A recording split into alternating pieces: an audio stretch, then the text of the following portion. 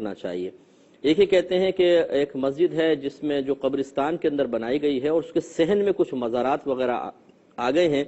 تو اس مسجد میں نماز پڑھنا کیسا؟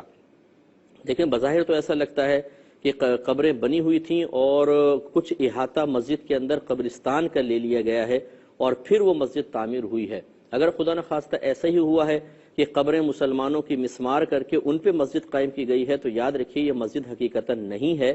کیونکہ فقہا نے واضح طور پہ فرمایا کہ اگر قبروں کو مسمار کر کے راستہ بنا دیا جائے تو اس راستے پہ چلنا ہی حرام ہوتا ہے، گناہ ہے، کیونکہ مومن کی جسم اور اس کی قبر کا احترام ہم پر واجب قرار دیا گیا ہے، لہٰذا ایسی مسجد بالکل نہ تو مسجد ہے، نہ اس میں نماز ادا کرنا شرعاً جائز۔ اور اگر ایسا ہے کہ صحن کے اندر تھوڑی سی قبریں آ گئی ہیں، آگے کا حصہ جو ہے وہ قبرستان کے علاوہ زمین میں ہے، اس میں کوئی قبر وغیرہ نہیں ہے، تو جتنے حصے میں کچھ نہیں ہے وہاں پر بالکل آپ نماز ادا کر سکتے ہیں۔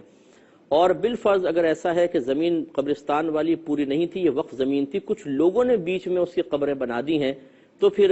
یوں کریں کہ آپ اس کے چاروں طرف چار دیواری بنا دیں جو اتنی اونچی ہو، کم از کم جیسے یہ انگلی، بیچ والی انگلی سے لے کر اور کوہنی تک چاروں طرف چار دیواری بنا دیں، اس کے اطراف میں نماز ادا کرنا شرعاً جائز ہے، کیونکہ اگر سامنے قبر ہو اور درمیان میں کوئی چیز حائل ہو تو پھر قبر کے سامنے، بظاہر قبر کے سامنے سجدہ کرنا ممنوع نہیں ہوتا، تو دیوار سی کھڑی کر کے پھر آپ کر سکتے ہیں۔ تو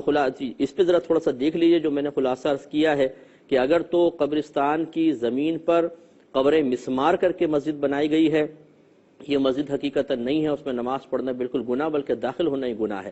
اور اگر ایسا ہے کہ کچھ حصے میں ہے، کچھ حصہ بالکل صاف ہے، الگ زمین کا ہے، تو اس پر آپ نماز اندر ادا کر سکتے ہیں، یہاں پر احتیاط کریں۔ اور اگر ایسا ہے کہ زمین پوری کی پوری مسجد کے لیے وقف تھی، بیچ میں چند لوگوں نے قبریں کسی طرح بنا دی ہیں، جیسے کچھ نیک لوگوں کی بعض اوقات قبریں یا مزار بنا دیے جاتے ہیں، تو یہ شرعاً جائز تو نہیں تھا، تو چاروں طرف اس کے دیوار کھڑی کر کے پھر اس کے اطراف میں نماز وغیرہ ادا کر سکتے ہیں۔ بہن نے فرمایا